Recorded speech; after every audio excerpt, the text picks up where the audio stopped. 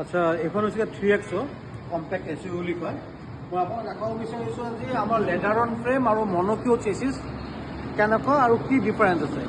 ইয়াতে আছে আমাৰ মনকিউ চেচিছ আৰু এইখন আমাৰ বলেৰোত আছিলে লেডাৰ অন ফ্ৰেম, মানে যোনটো নেকি আমি ট্ৰাকৰ চেচিছ বুলি কওঁ তেনেকুৱা চেচিছ থাকে। মই আপোনাক ভিডিঅ' কৰি দুটাই দেখাই দি আছোঁ। ইয়াতে লেডাৰ অন ফ্ৰেম আছে আৰু এইটো মনকিউ চেচিছ আছে। এতিয়া চেচিছ দুটা মই আপোনাক ভিডিঅ'ত দেখাই আছোঁ।